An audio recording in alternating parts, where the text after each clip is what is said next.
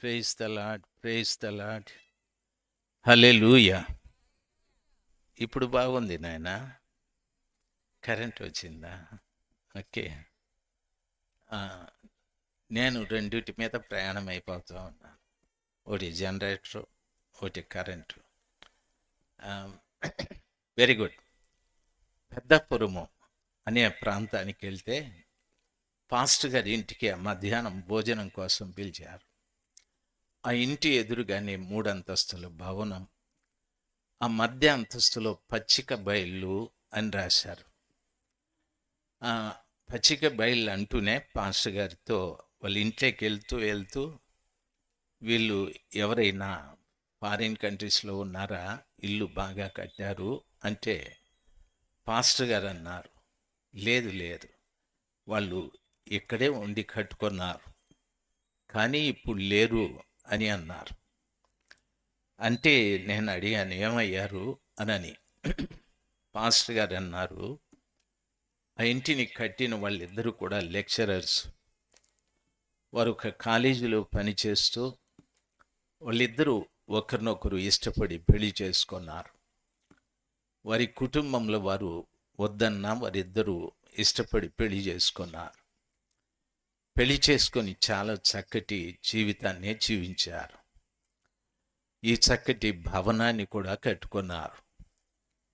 కాకపోతే ఏం జరిగిందో తెలియదు.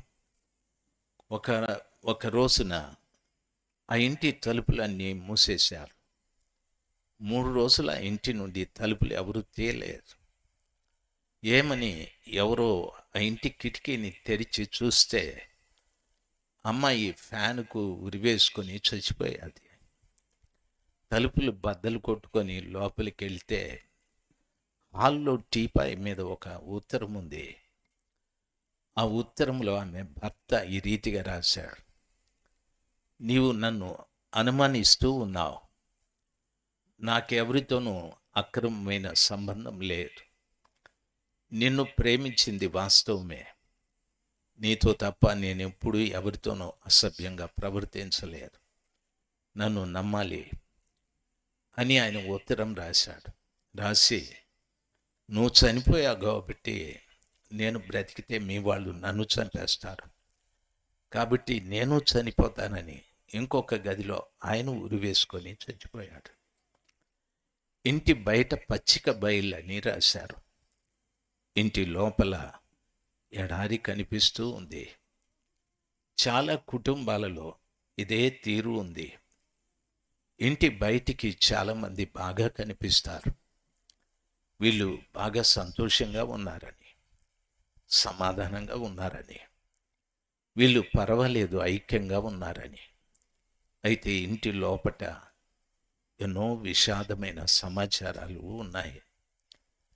నాయును అనే పట్టణం కూడా అంతే. మీకు సులభంగా అర్థం కావటానికి నెమ్మదిగా చెప్తున్నాను, జాగ్రత్తగా వినాలి. నాయును పట్టణం కూడా అంతే. అది పచ్చిక బయలే, కానీ అందులో నివాసం చేసేటటువంటి వారిలో జీవం లేదు. ఏ జీవం లేదు? వాళ్ళు బ్రతికే ఉన్నారు, కాకపోతే యేసుక్రీస్తు అనే జీవం లేదు.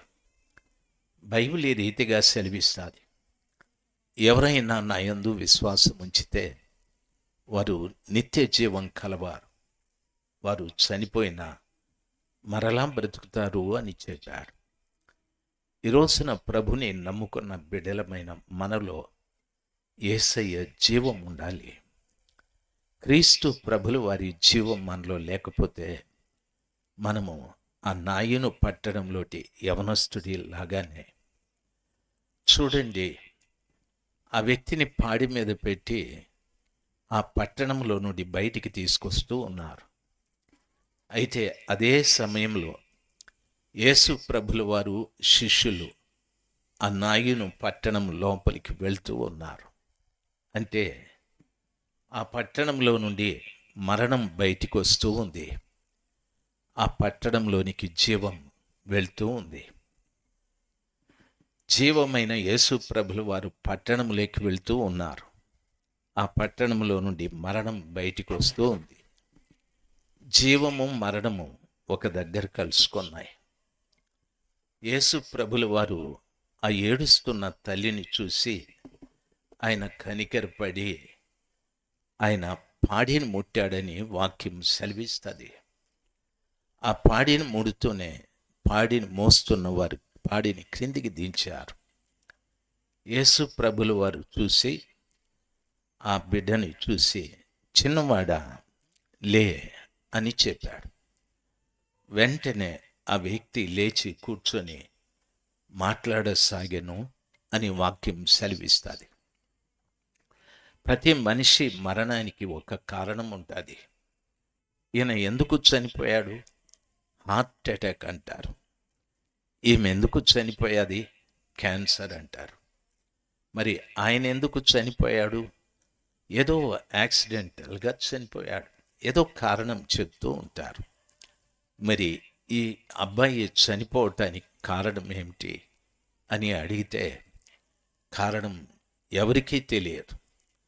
తమ్ముళ్ళు, మీరు వినాలి, మీరు నవ్వుకుంటా ఏదో చేస్తూ ఉన్నారు, వినాలి, దయచేసి గమనించాలి. ఆ వ్యక్తి చావుకు కారణం మనకు కనిపించదు, అయితే బైబిల్ వివరంగా సెలవిస్తుంది. ఆ వ్యక్తి చనిపోవటానికి కారణం ఏమిటంటే, ప్రభుల వారు పాడిని ముట్టి ఆ పాడిని క్రిందకి దించినప్పుడు చిన్నవాడా లే అని చెప్పాడు. వెంటనే ఆ వ్యక్తి లేచి కూర్చొని మాట్లాడసాగెను అని ఉంది. దాని అర్థం ఏమిటంటే, ఆ వ్యక్తి మాట్లాడే అనుభవం లేక చనిపోయాడు. ఎవరితో మాట్లాడే అనుభవం లేక అమ్మతో మాట్లాడుతున్నాడు, బంధువులతో మాట్లాడుతున్నాడు, యవనస్తులతో మాట్లాడుతున్నాడు, స్నేహితులతో మాట్లాడుతున్నాడు.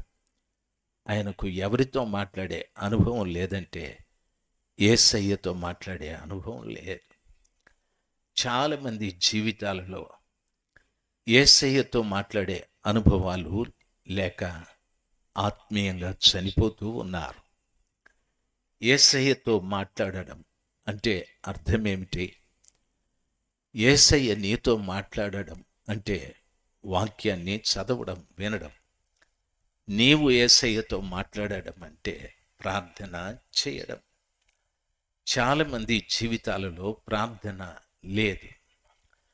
చాలామంది ప్రార్థించుకున్నావా అంటే అంటారు, ప్రార్థన చేసుకోవటానికి సమయం లేదండి, ఉదయం పనికి వెళ్ళాను, పొద్దుపోయాక ఇంటికి వచ్చాను, అలసిపోయాను, అంత తిని పడుకున్నాను అని.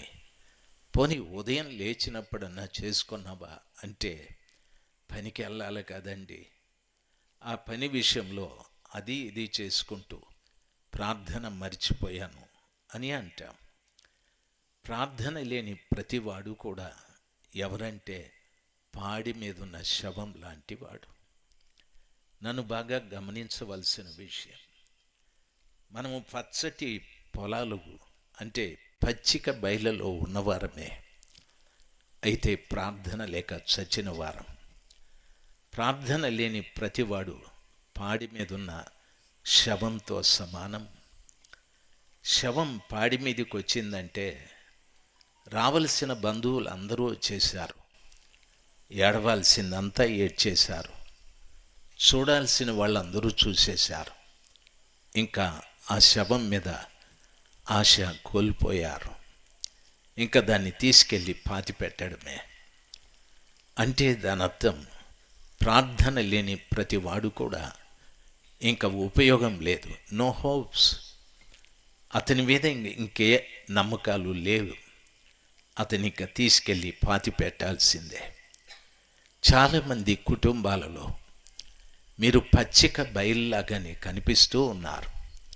ఉద్యోగాలు ఉన్నాయి, విద్య ఉంది, సంపాదన ఉంది, తెలివితేటలు ఉన్నాయి, అన్నీ ఉన్నాయి, కానీ ప్రార్థన లేదు. ఈ ప్రార్థన లేని కారణాన ప్రతి వారు కూడా పాడి మీదున్న శవంతో సమానం. ప్రియ తల్లి, నా ప్రియమైన తండ్రి, చాలామంది యవనస్తులు కూడా ఈ స్థలంలో ఉన్నారు. దయచేసి మీకు నా మనవి, లోకంలో జరుగుతున్న పరిణామాలు మీరు వింటూ ఉన్నారు, చూస్తూ ఉన్నారు. క్రైస్తవులకు విపత్తులు సంభవిస్తున్న రోజులివి. అంటే యేసు ప్రభులు వారు దరిదాపు 2000 సంవత్సరాల క్రిందనే రాజ్యం మీదికి రాజ్యం, ప్రజల మీదికి ప్రజలు వస్తారు. భూకంపాలు వస్తాయి, కరువులు వస్తాయి, తెగుళ్ళు వస్తాయి, యుద్ధాలు జరుగుతాయి. ఇవన్నీ మనుష్య కుమారుని రాకడకు సూచనలు అని చెప్పాడు. ఇవన్నీ ప్రస్తుతం జరుగుతూ ఉన్నాయి. మీ ఇంట్లో ఉన్న టీవీలో ప్రతిరోజు న్యూస్లు చూస్తూ ఉన్నారు. ప్రభువు రాకడకు మనము దగ్గరగా ఉన్నాం. ప్రభువు రాకడ సమీప దినములలో ప్రతి క్రైస్తవుడు ఏదో ప్రజలకు పచ్చికలాగా కనిపించే వ్యక్తిగా ఉండకూడదు. ప్రభువుతో మాట్లాడే వ్యక్తిగా ఉండాలి, ప్రార్థించే వ్యక్తిగా నీవు ఉండాలి. ఆ ప్రార్థన లేకపోతే ప్రయోజనం లేదు. ప్రార్థన అంటే ప్రభువుతో మాట్లాడే కార్యం. ప్రార్థన అంటే మన మీద మన అవసరాలన్నీ కూడా, ప్రభువా నాకు ఇది దయచేయండి, నాకు అది దయచేయండి, నేను ఇల్లు కట్టుకోవాలి, నాకు సిమెంట్ ఇవ్వండి, ఐరన్ ఇవ్వండి, ఇసుక ఇవ్వండి, డబ్బు ఇవ్వండి. ఇది ప్రార్థన కాదు. ఇది నీ అవసరాలు ప్రభువుకి చెప్పుకోవడాలు. ప్రార్థన అంటే అసలైన అర్థం ఏమిటంటే, ప్రార్థించేటటువంటి వాడు ప్రార్థన వినే దేవునికి తనలో ఉన్న అపరిశుద్ధతను ఇచ్చేయాలి. ప్రార్థన వినే దేవునిలో ఉన్న పరిశుద్ధతని తాను తీసుకోవాలి. ఆ రీతిగా నీలో ఉన్న అపరిశుద్ధత ప్రభువుకిచ్చి, ప్రభులో ఉన్న పరిశుద్ధతను నీవు తీసుకోవడమే ప్రార్థన. ఇటువంటి ప్రార్థన ఎంతమంది చేస్తున్నారో నాకు తెలియదు. ప్రార్థన విధానం మారాలి. రాత్రి ఈ స్థలంలో కూర్చున్న ప్రతి బిడ్డ ప్రార్థన చేయమంటే ఒకటి చేస్తారు: మా తల్లిని కాపాడండి, మా తండ్రిని కాపాడండి, మా భర్తను, మా పిల్లల్ని, మా భార్యని, మా పొలం, మా వ్యవసాయం, మా ఉద్యోగం అని ప్రొద్దున ఇదే ప్రార్థన చేస్తారు. రాత్రి కూడా ఇదే ప్రార్థన చేస్తారు. సంవత్సరం అంతా ఇదే చేస్తూనే ఉంటారు. ఇది ప్రార్థన కాదు. ప్రార్థన అంటే నీలో ఉన్న అపరిశుద్ధతని సర్వశక్తిమంతుడైన దేవునికి ఇచ్చి, నీ ప్రార్థన విను దేవునిలో ఉన్న పరిశుద్ధతను నువ్వు తీసుకోవాలి. ప్రార్థించే ప్రతి బిడ్డ రోజు రోజు పరిశుద్ధతలో అభివృద్ధి చెందుతూ ఉండాలి. నా మాటలు మీకు అర్థమవుతుంటే ఒకసారి ఆవిలించకుండా హల్లెలూయా చెప్దాం. ఇంకొకసారి ప్రైజ్ ది లార్డ్. మీరు చాలామంది జాగ్రత్తగా వింటూ ఉన్నారు. ఎవరో అక్కడక్కడ కొంతమంది ఆవిలిస్తూ ఉన్నారు. అయినా మంచిది. ఎందుకంటే పురుగులు పోకుండా ఆవిలించండి. అవి పోతే మళ్ళీ లేనిపోని తగరాలు. నేను కూడా చాలా జాగ్రత్తగా మాట్లాడుకుంటూ ఉన్నాను. చెప్దాం హల్లెలూయా. ఇంకొకసారి. Very good. కాబట్టి ఆ మొదట చనిపోయిన వాడు ఎవరంటే ప్రార్థన లేనివాడు. ఇక్కడ మీరు ఎంతమంది ప్రార్థిస్తున్నారు చెప్పండి. కొంతమంది, ఒకసారి నేను ఒక ఊరు వెళ్ళాను. నాకు పరిచర్య చేయటానికి ఒక అమ్మాయిని పెట్టారు. అమ్మాయి చకచక తిరిగేస్తూ ఉంది. నేను అన్నాను, పాప ఈరోజు ఉదయం ప్రార్థన చేసావా అంటే, చేసినా అన్నయ్య గారని. సరే, నిన్న రాత్రి ప్రార్థన చేసినావా? చేసినా అన్నయ్య గారు అనింది. ఏం చేసినావు ప్రార్థన అంటే, నేను రే బాబురావు, ఆ ముగ్గురు కూర్చున్నారు చూడు, ఆ లైట్ కింద ఆ తెల్ల చొక్కాయి, వాడు లైట్ బ్లూ చొక్కాయి, ఆ ముగ్గురి రాస్కెల్స్ని ఇక్కడ పట్టుకరా, ఈ స్టేజ్ మీద కూర్చోబెట్టు. వాడు వాని పక్కోడు, ఈ బుడతోడు కూడాను, ఆ కర్రోడు, పట్టుకరా, పోనీ వద్దు వాళ్ళని, పట్టుకరా, బుడతోడా వాడిని కూడా పట్టుకరా, ఈడు ఈ కర్రోడు వాడు ఏమి నడుస్తావురా పెళ్ళి కొడుకు నడిచినట్టు, సిగ్గు గిగ్గు లేకుండా. ఆహా, జరుగు, దూరంగా జరుగురా బాబురావు. ఓ బాక్స్ ఒత్తి వీన్ని ఎత్తిన, ఓ బాక్స్ ఎత్తి వాన్ని ఎత్తిన పెట్టి బాబురావు. నేను నిలబడినప్పటి నుండి చూస్తూ ఉండా, దేని గురించి రా మాట్లాడుకొని నవ్వుతూ ఉండారు. ఉడికి నీళ్ళు ఉన్నాయి, చెవుల్లో పోసేస్తా. ఆడబిడ్డలు చూడరా ఎంతో జాగ్రత్తగా కూర్చొని వింటూ ఉన్నారో. ముక్కు చెంపలేస్తారమ్మా.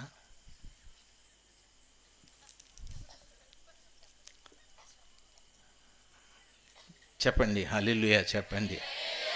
చెప్పరా రే మధుముఖమా, చెప్పురా హల్లెలూయా.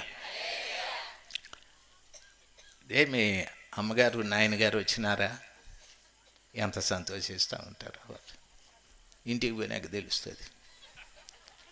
చెప్పండి హల్లెలూయా. దేవుడు నిజంగా మంచి దేవుడు.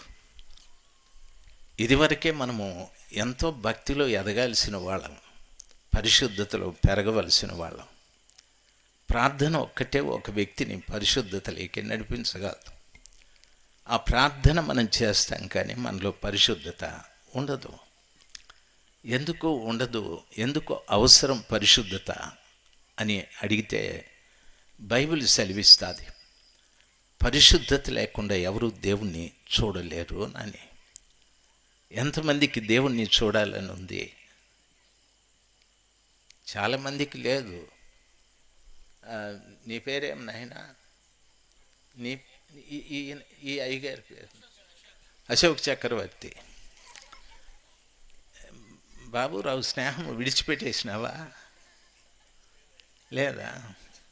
ఏందో తూర్పు ఒకరు పడమ ఒకరు కూర్చోంటే అశోక చక్రవర్తి. ఎంతమందికి దేవుణ్ణి చూడాలని ఉంది అంటే నేను చూస్తే ఎత్తా ఉండవు నువ్వు, నీకు కూడా లేదు. కూటాలు పెట్టిన ఆయనకే దేవుని చూడాలని లేదు. నేను చూసినందుకు నా పోరు వాళ్ళ లెక్క పైకి ఎత్తా ఉన్నాడు. దయచేసి గమనించాల్సింది. తమ్ముడా, నీకు ముందే ఎత్తినావా చేయి పైకి? Okay, very good. దేవుణ్ణి చూడాలని ప్రతి వారికి ఉంటుంది.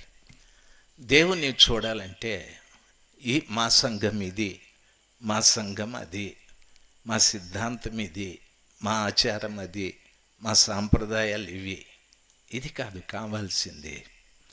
దేవుణ్ణి చూడటానికి ఒక వ్యక్తికి కావాల్సింది పరిశుద్ధత. ఆ పరిశుద్ధత లేకుండా ఎవ్వరూ దేవుణ్ణి చూడలేరని వాక్యము సెలవిస్తుంది. కాబట్టి దేవుని పిల్లలు, ఒక వ్యక్తి పరిశుద్ధుడు కావాలి, ఒక స్త్రీ పరిశుద్ధురాలు కావాలంటే ప్రార్థన చాలా ప్రాముఖ్యం. ఆయన పవిత్రమైన పాదాల చెంత మోకరించినప్పుడు అంతా కూడా నీలో ఉన్న కల్మషమేదో ఆయనకు చెప్పి కన్నీరు కార్చాలి. ప్రభా, ఈరోజు కూడా నాలో ఈ కల్మషం ఉంది, నాలో ఈ అపవిత్రత ఉంది, దయచేసి అపవిత్రత నుండి నాకు విడుదల దయచేయండి, దయచేసి అపవిత్రత నుండి విడుదల దయచేయండి అని ప్రార్థించాలి. ఒక్కరోజున కుష్ఠరోగి సీమోను ఎంట యేసు ప్రభుల వారు భోజనానికని వెళ్ళారు. అక్కడ ఒక పాపాత్మురాలు ఒక అత్తరు బుడ్డి తీసుకొని వచ్చి ఆయన పాదాలకు తుడిచాది. ఆమె కన్నీళ్లతో ఆయన పాదాలని కడిగి ఆమె తల వెంట్రుకలతో ఆయన పాదాలని తుడుస్తూ ఉంది. అక్కడున్న వాళ్ళందరూ అన్నారు, ఈయన ప్రవక్త అయితే ఆమె ఎవరో తెలియదా అనని. వాస్తవానికి ఆమె పాపాత్మురాలు. ప్రభుల వారు వెంటనే అన్నాడు, సీమోను సీమోను, నేను నీ ఇంటికి వచ్చాను, నాకు నీవు ముద్దు పెట్టలేదు. నేను నీ ఇంటికి వచ్చాను, కాళ్ళు కడుక్కోవటానికి నీళ్ళు ఇవ్వలేదు. ఈ స్త్రీ చూడు, వచ్చినప్పటి నుండి కన్నీళ్లతో నా కాళ్ళను కడిగాది, నా పాదాలను ముద్దు పెట్టుకుంటూ ఉంది. ఆమె విస్తారంగా నన్ను ప్రేమించాలి, ఆమె విస్తార పాపాలు నేను క్షమించానని ప్రభులు వారు సెలవిచ్చారు. కన్నీటి ప్రార్థన ఒక వ్యక్తి జీవితంలో పరిశుద్ధతను కలగజేసే అవకాశాలు ఉన్నాయి. దేవుని దగ్గర ఏడ్చేటప్పుడు నాకు ఆరోగ్యం బాగలేదని ఏడ్చేవాళ్ళు చాలామంది ఉన్నారు. దేవుని పాదాల దగ్గరికి వచ్చినప్పుడు నా అవసరాలు తీరలేదని ఏడ్చేవాళ్ళు కూడా చాలామంది ఉన్నారు. దేవుని దగ్గర ప్రార్థించేటప్పుడు నాకు సంతానం లేదని, నా వ్యాపారం బాగా లేదని, నా వ్యవసాయంలో అభివృద్ధి లేదని ఏడ్చేవారు బోలెడంతమంది ఉన్నారు. దాన్ని ఏమంటారంటే శరీరానుసారమైన దుఃఖము అని అంటారు. శరీరానుసారమైన దుఃఖము మరణమును, ఆత్మానుసారమైన దుఃఖము జీవార్థమైన మారు మనస్సును కలగజేస్తుంది అని చెప్పాడు. ఆత్మానుసారమైన దుఃఖం ఏమిటంటే కన్నీళ్లతో నాలో ఉన్న కల్మషం అంతా కూడా ప్రభువు పాదాల చెంత చెప్పుకొని శుద్ధీకరించుకోవడం. ఆ కార్యక్రమాన్ని నువ్వు చేస్తూ ఉంటే నీ జీవితంలో రోజు రోజు పరిశుద్ధత రావడం ప్రారంభమవుతుంది. నువ్వు బ్రతికినంత కాలం నీలో పరిశుద్ధత పెరుగుతూ వస్తుంది. ఏదో ఒక్క రోజున నేను కన్నుమూస్తాను, లేదా ప్రభువు రాకడ సంభవిస్తుంది.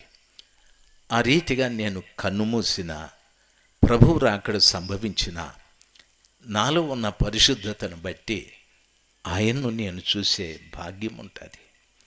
కాబట్టి ప్రార్థన చాలా ప్రాముఖ్యమైంది.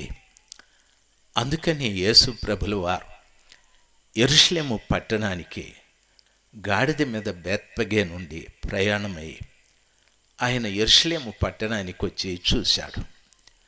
ఆ యెరూషలేము పట్టణపు దేవాలయంలో రూకలు మార్చేవారు, గోవలు అమ్మేవారు, గొర్రెలు వీటినన్నింటినీ వ్యాపారాలు చేసేవాళ్ళు కనిపించారు. ఆయన కోపంతో మండిపడి వాటినన్నింటినీ పడద్రోసి వాటిని తోలివేసి కొరడాతో కొట్టి ఆయన అన్నాడు, నా మందిరము అనేక మంది ప్రజలకు ప్రార్థనా మందిరం అనబడును, దానిని మీరు దొంగల గుహగా చేశారే అని చెప్పాడు. అంటే దాని అర్థం మందిరం ఎందుకంటే ప్రార్థించుకోవటానికి, మందిరము పార్టీలు పెట్టుకోవటానికి కాదు. మందిరము ఈ కులస్తులు ఆ కులస్తులు అని చెప్పుకోవటానికి కాదు. మందిరము మా సిద్ధాంతం ఇది, మీ సిద్ధాంతం ఇది మాట్లాడుకోవటానికి కాదు, ప్రార్థించుకోవటానికి. బైబిల్ ఆ రీతిగా సెలవిస్తుంది. కాబట్టి మందిరానికి వెళ్ళే ప్రతి బిడ్డ కూడా నేను ప్రభువుతో మాట్లాడాలి, నేను ప్రభువుతో మాట్లాడి ఆయనలో ఉన్న పరిశుద్ధతను నేను సంపాదించుకోవాలి. ఏదో ఒక్క రోజున నా ప్రభుల వారిని నేను చూడాలి. కాబట్టి ఈ ప్రార్థన ద్వారా రోజు రోజు నేను పరిశుద్ధతని సంపాదించుకోవాలి అనే మంచి మనసుతో మందిరానికి వెళ్ళాలి. మంచి మనసుతో ప్రార్థన చేసుకోవాలి. ఆ రీతిగా మనం చేసుకుంటే ఖచ్చితంగా నా యేసు ప్రభుల వారిని ఆ రీతిగా ప్రార్థించే ప్రతి బిడ్డ చూడగలడు. హల్లెలూయా. లేదు మాది ఈ సంఘం ఆ సంఘం అని వాదోపవాదాలు చేసుకుంటే ఒక్కరు మీరు చూడలేరు, ఒక్కరు ప్రభువుని చూడలేరు. అందరూ ఖచ్చితంగా నరకానికి వెళ్ళవలసి వస్తుంది. కాబట్టి మొదటి మరణాన్ని గురించి చెప్పాను. మొదటి మరణం ప్రార్థన లేని వాని ద్వారా జరిగినటువంటి మరణం. రెండవ మరణం లూకా సువార్త 8వ అధ్యాయం 40వ వచనం. అక్కడ యాయీరు కుమార్తె 12 సంవత్సరాల ఈడు కలిగిన చిన్నది అమ్మాయి. ఆ 12 సంవత్సరాల ఈడు కలిగిన బిడ్డ చావటానికి సిద్ధంగా ఉంది అని యాయీరు యేసు ప్రభు దగ్గరికి వెళ్ళాడు. యేసు ప్రభులు వారు బోధిస్తూ ఉన్నారు. నన్ను బాగా గమనించాలి. యాయీరు వెళ్ళి అంటున్నాడు, బోధకుడా, నా కుమార్తె చావటానికి సిద్ధంగా ఉంది, దయచేసి నా కుమార్తెను బ్రతికించండి.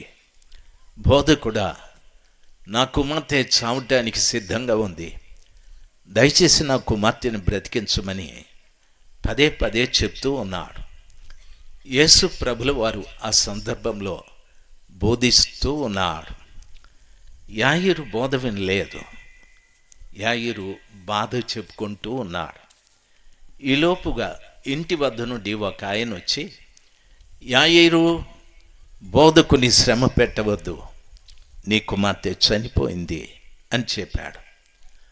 అంటే దాని అర్థం, ఇంటి వద్ద నుండి వచ్చినవాడు చూసి వచ్చి చెప్పాడు కుమార్తె చనిపోయిందని. యేసు ప్రభు అంటున్నాడు, యాయీరు, విశ్వాసముంచు, ధైర్యంగా ఉండు, నీ కుమార్తె చనిపోలేదు అని చెప్పాడు. యాయీరు ఎవరి మాట వినాలి? ఇంటి వద్ద నుండి వచ్చిన వాని మాట, అక్కడే ఉన్న యేసు ప్రభుల వారి మాట వినాలనా? అక్కడే ఉన్న యేసయ్య మాట విన్నాడు. విని వెళ్దాం పద అని యాయీరుతో పాటు బయలుదేరి వెళ్ళాడు. ఇక్కడ ఒక చిన్న సమాచారాన్ని మీరు వినాలి. మందిరానికి మనం వెళ్ళినప్పుడు ఎప్పుడు కూడా వెళ్ళేవారు బోధ వినటానికి వెళ్ళాలి, కానీ బాధలు చెప్పుకోవటానికి వెళ్ళకూడదు. దయచేసి గమనించాలి. యాయీరు సమాజ మందిరపు అధికారి. సమాజ మందిరపు అధికారి అయినా బోధ వినలేదు ఆ మనిషి, బాధ చెప్పుకుంటూ ఉన్నాడు. చాలామంది మనం మందిరానికి ఎందుకు వెళ్తామంటే బాధల కోసం వెళ్తాం. నా కూతురు పాస్ అవ్వాలా? అయ్యా పాస్టర్ గారు, నా కూతురు పాస్ అవ్వాల, ప్రార్థన చేయండి. ఒకవేళ పాస్టర్ గారు ప్రార్థన చేస్తే యేసు ప్రభులు వారు, ఎరా ఆ రూతమ్మ కూతురు ఆన్సర్ పేపర్ ఎట్లివు, నేను దిద్దుతానని అంటాడా? లేకపోతే నా కూతురు నీట్ ఎగ్జామ్ రాస్తూ ఉంది, మా అమ్మాయి పాస్ అవ్వాలా అంటాడు. యేసు ప్రభు వచ్చి, అమ్మా మీ అమ్మ ఉపవాసం ఉందే, నువ్వు కాస్త జరిగే ఆ పేపర్ ఎట్లి, నేను రాస్తాను అని అంటాడా? చాలామంది సేవకులు చెప్తూ ఉంటారు, మీకు పరీక్షలు రాసే పిల్లల కొరకు మేము ప్రత్యేకమైన ప్రార్థనలు చేస్తూ ఉంటాము అని. మరి ఎంతమంది పాస్ అయినారు? పొలోమని వెళ్ళిపోతారు అందరు అక్కడికి. అశోక చక్రవర్తి కూడా పోయింటాడు, బాబురావు కూడా పోయింటాడు. ఎందుకంటే మనం ఎట్లా చదవం, ఇల్లన్నా ప్రార్థన చేస్తే పాస్ అయిపోతామని. లేదు, దయచేసి గమనించాల్సింది, ప్రభువు న్యాయవంతుడైన దేవుడు. చెప్పండి, అన్యాయస్తుడు కాదు. అంటే ప్రార్థించిన వాళ్ళకు ఒక రీతిగా, ప్రార్థన చేయని వాళ్ళకు ఒక రీతిగా కాదు. కష్టపడి చదివి పరీక్ష రాసిన ప్రతి వారికి న్యాయం జరుగుతుంది. ఏదో నువ్వు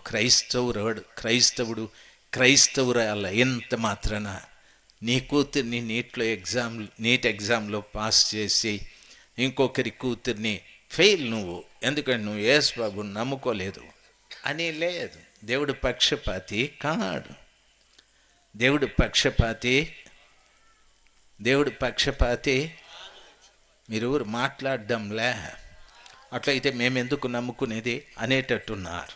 దేవుడు పక్షపాతి, దేవుడు న్యాయవంతుడైన దేవుడు. ఆయనకు అందరూ సమానమే. అందుకే చెప్తాడు, దేవుడు లోకమును ఎంతో ప్రేమించనని. ఎంత ప్రేమించినాడు? ఎంతో చెప్పండి, ఎంత అమ్మా? అదే ఎంత ఇట్లా చూపెట్టండి, ఎంత ఎంత మొద్దు మొఖాలారా, ఎంత ఇంత అని ఒకసారి చెప్పలేరా? దానికి ఎక్కడ దారి లేక నా ముక్కు లేకపోయింది. అశోక్ చక్రవర్తి నా మీద పగబట్టి పనులు చేస్తున్నాం. చెప్పండి, ఎంత ప్రేమించినాడు దేవుడు? Very good. తన ప్రాణం పెట్టినంతగా ప్రేమించినాడు. ఓకే, ఎంత ప్రేమించినాడు? అక్కడ అంటాడు ఎంతో ప్రేమించినని. ఎంత? నిన్ను ప్రభు ఎంత ప్రేమించినాడు? ఒక అక్క ఎంత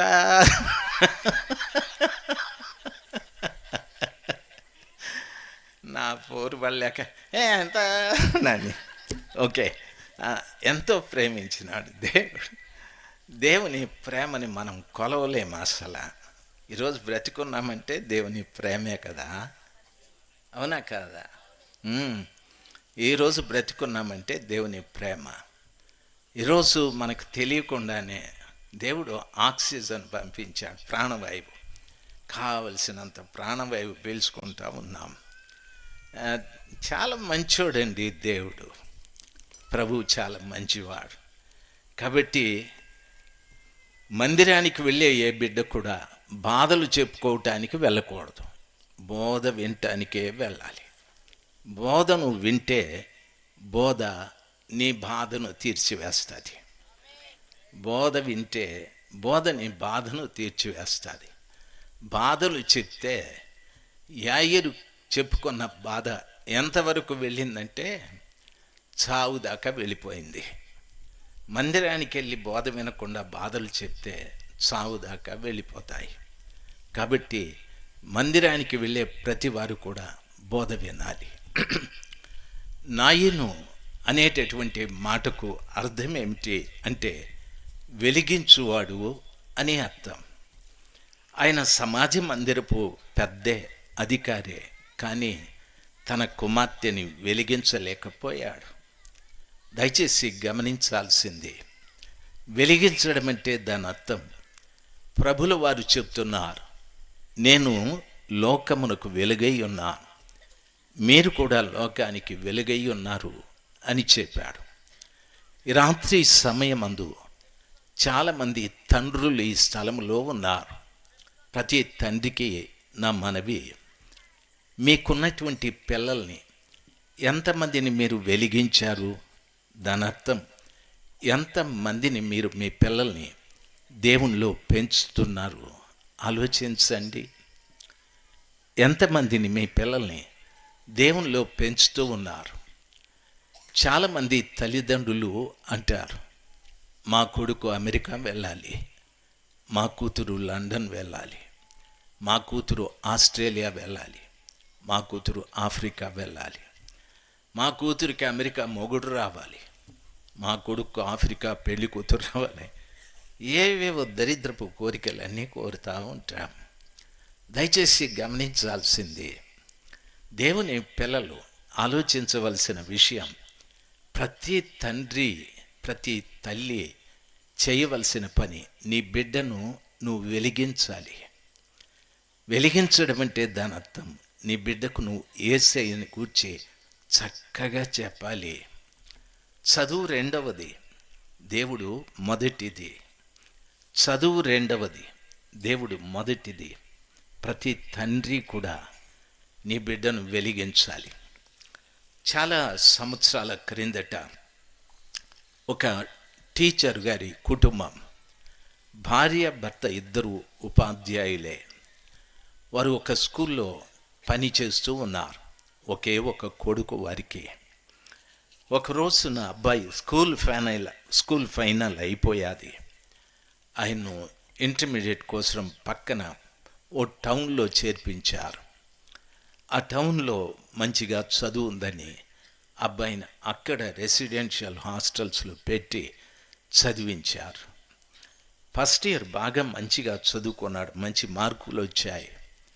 సెకండ్ ఇయర్ ఆయన సరిగా చదవడం లేదు, అల్లరి చిల్లరిగా తిరగడం ఆయన అలవాటు పడ్డాడు. ఆ తల్లి తండ్రి మాటిమాటికి చెప్పేవారు, ఒరే, నువ్వు బాగా చదువుతున్నావా, స్నేహితులతో పాటు తిరుగుతున్నావా అని ఆ తల్లిదండ్రులు చెప్పినప్పుడు బాగా చదువుతున్నానని. ఒకరోజు రాత్రి 10-12 ఆ మధ్యలో పోలీసు వాళ్ళు ఇద్దరు వచ్చి ఆ టీచర్ వాళ్ళ ఇంటి తలుపులు తట్టారు. ఆయన వెళ్ళి తలుపు తీస్తే 2 పోలీసులు కనిపించారు. ఆయన అడిగారు, సార్ ఎందుకు మా ఇంటికి వచ్చారని. నీ పేరు ఫలానా అంటే, అవునండి నా పేరు ఫలానా, నువ్వు స్టేషన్ దగ్గర రావాలి అని చెప్పారు. అంటే ఆయన, నేనెందుకు రావాలి, మాకు తెలియదండి, ఎస్ఐ గారు రమ్మంటున్నారు, రండి అని ఆయన్ను జీపులో ఎక్కించుకొని స్టేషన్ తీసుకెళ్లారు. అది రాత్రి 11-12 ఆ మధ్యలో. భార్య అంటుంది, ఏమండి నేను రానా, ఎందుకు తీసుకెళ్తున్నారని. నాకు తెలియదు. అమ్మని అన్నారు, నువ్వు ఇక్కడే ఉండు, నేను వెళ్ళొస్తానని. అక్కడికి వెళ్ళిన తర్వాత ఎస్ఐ గారు పచ్చిగా బూతులు తిట్టాడు. నువ్వు అస్సలు తండ్రివేనా, పిల్లల్ని పెంచాల్సిన పద్ధతి నీకు తెలియదా అని తిడితే ఆయన అన్నాడు, సారీ నేను టీచర్ని, నాకొక్కడే కొడుకు, వాడు ఫలానా టౌన్లో కాలేజీలో చదువుకుంటూ ఉన్నాడు. అంటే రేయ్ వాళ్ళని తీసుకురా ఇట్లా అని చెప్పినాడు. 5 మంది పిల్లల్ని తీసుకొచ్చినాడు. తీసుకొస్తే ఆ టీచర్ చెప్పినాడు, వీళ్ళలో నీ కొడుకు ఎవడని. వాళ్ళ కొడుకు అక్కడ ఉన్నాడు. ఎస్ఐ గారు చెప్పారు, ఈ 5 మంది కిరాయి గుండాలుగా చాలామందిని చంపేశారు, డబ్బిస్తే వీళ్ళు చంపేస్తారు, డబ్బిస్తే చెయ్యి నరికేస్తారు, డబ్బిస్తే కాళ్ళు నరికేస్తారు. ఆ గుంపులో నీ కొడుకు ఒక్కడు అంటే ఆ తండ్రి అట్లా కుప్పగూలిపోయాడు. ఆ తండ్రి, నా కొడుకు బాగా చదవాలి, నా కొడుకు ఈ గ్రామంలో ఈ పట్టణంలో అందరికంటే గొప్ప చదువులు చదవాలి, మా దగ్గర డబ్బు ఉంది అని అనుకున్నారు. తల్లి తండ్రి మంచివారే, బిడ్డను వెలిగించే ఆ విషయంలో తప్పిపోయారు. ఈరోజు చాలామంది తల్లిదండ్రులు మంచివాళ్ళే, కష్టపడుతున్నారు, సంపాదిస్తున్నారు, పిల్లలకు మంచి విద్య ఇవ్వాలి అనుకుంటున్నారు, పిల్లల్ని మంచి సంస్కారవంతుల్నిగా చేయాలి అనుకుంటున్నారు, కానీ బిడ్డల్ని వెలిగించలేదు. ఈ రాత్రి సమయం అందు గమనించాల్సింది, ప్రతి తల్లి తండ్రి ముఖ్యంగా మీ పిల్లల్ని వెలిగించాలి. దానర్థం వెలుగైన యేసు ప్రభుని గూర్చి వారికి చెప్పడం నేర్చుకోవాలి. ప్రతిరోజు కూడా నీ ఇంట్లో కుటుంబ ప్రార్థన ఉండాలి. ప్రతిరోజు కూడా నేను అమెరికా వెళ్ళినప్పుడు డలాస్ అనే ప్రాంతంలో ఒక ఇంట్లో నేనున్నాను. ఆ ఇంట్లో ఒక చక్కటి భార్య భర్త, వారి ప్రతిరోజు ఉదయం ప్రతిరోజు రాత్రి వారికి ఒక టైం టేబుల్ ఉంది. ఆ ఉదయం రాత్రి ఆ చిన్న పిల్లలు ఒక్కొక్క అధ్యాయాన్ని చదువుతారు. ఆ అధ్యాయంలో 15 వచనాలు ఉంటే 20 వచనాలు ఉంటే 4 5 వచనాలు చదువుతారు. తల్లి తండ్రి అమ్మాయి బాబు చదివి అందులో ఉన్న సారాంశాన్ని చెప్పుకోవాలి. నిజంగానే అదైన తర్వాత వారు చిన్న చిన్న ప్రార్థనలు చేయాలి. నాకు చాలా మంచిగా అనిపించేది. తల్లిదండ్రులు అమెరికా దేశంలో ఉన్న తమ పిల్లల్ని వెలిగిస్తూ ఉన్నారు, యేసు క్రీస్తులో వారిని పెంచుతూ ఉన్నారు. ఈరోజున చాలామంది తల్లిదండ్రులు, నా బిడ్డలు గొప్పవారు కావాలి, పెద్ద చదువులు, పెద్ద పెద్ద ఉద్యోగాలు, బాగా సంపాదించాలి, నాలాగా కష్టపడకూడదు, నాలాగా ఎండనబడి ఉండకూడదని ఎంతో కష్టపడి చదివిస్తూ ఉన్నారు. మంచిదే, కాకపోతే ప్రియులారా, మీ బిడ్డలకు వెలుగునివ్వలేదు. యాయీరు కుమార్తెకు చేసిన పని అదే. ఆయన సమాజ మందిరపు పెద్దే, కానీ ఆయన పేరుకు అర్థం వెలిగించువాడు అని. కానీ తన బిడ్డను వెలిగించలేకపోయాడు. దయచేసి గమనించాల్సింది, మీ పిల్లలు ఎక్కడ చదువుతున్నారంటే అమెరికాలో అంటారు, ఆస్ట్రేలియాలో అంటారు. లక్షలు లక్షలు ఖర్చు పెట్టి చదివిస్తారు. ఆఖరికి వారు వచ్చేటప్పుడు సంస్కారహీనులుగా, ఏమాత్రము భయము దిగులు లేని వ్యక్తులుగా ఇంటికి వస్తారు. దేవుడు లేని వ్యక్తులుగా ఇంటికి వస్తారు. చాలా దుఃఖపడతారు. తల్లిదండ్రులు వృద్ధులైన తరువాత పట్టెడు అన్నం పెట్టడానికి కూడా వారికి ఇష్టం ఉండదు. ఓ జత బట్టలు తీసివ్వటానికి కూడా పిల్లలకి ఇష్టం ఉండదు. తల్లి తండ్రి ఎంతో ఏడుస్తూ ఉంటారు. చెప్తారు, ఎంతో కష్టపడి వీరిని పెంచాను, ఈరోజు వాని ఇంట్లో నాకు ఒక మూలన పడుకోవటానికి కూడా వీలు లేదని. నాకు తెలిసిన ఒక టీచర్స్ వాళ్ళిద్దరు కూడా పిఈటి ఫిజికల్ డైరెక్టర్స్. వాళ్ళిద్దరూ కూడాను, వాళ్ళకు ఒకే ఒక కొడుకు, చాలా గారభంగా పెంచారు. మా చర్చే వాళ్ళది. చాలా గారభంగా పెంచారు. పెంచి పెద్ద చేసి వాణ్ణి ఒక మంచి వ్యక్తిగా తయారు చేయాలని చెప్పి వాణ్ణి తయారు చేశారు. మంచి వాడు ఫిజియోథెరపీ చేశాడు. ఫిజియోథెరపీ చేసి వాడు ఉద్యోగం చేస్తూ ఉన్నాడు ఒక హాస్పిటల్లో.